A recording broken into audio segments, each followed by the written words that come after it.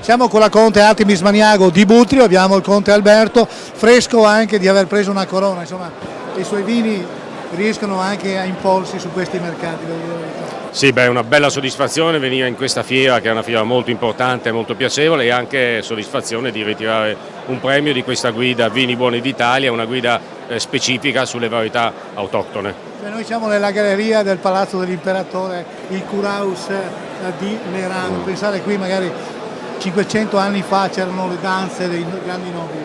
Allora, il successo ventennale, secondo lei, Conte, di questa manifestazione, tutti gli alberghi pieni, i ristoranti pieni, praticamente abbiamo visto il consenso che è altissimo, come se lo spiega? Che tutti stanno perdendo, invece Merano...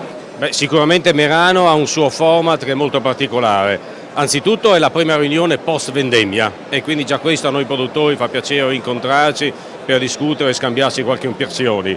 È il momento prenatalizio, che è un momento del mercato molto importante, e poi il format. Qui noi dobbiamo mandare i vini, loro li assaggiano e scelgono se sono all'altezza di poter essere inseriti in questa manifestazione. Quindi il visitatore sicuramente qui trova il meglio di ogni azienda. Ecco, vi hanno selezionato quali vini, Conte? Noi hanno selezionato due vini, uno il Vignerico, che è un assemblaggio di Cabernet Sauvignon, Merlot e Schioppettino, e poi quello forse a cui mi ha fatto più piacere, il Piccolit Vendemmia 2008.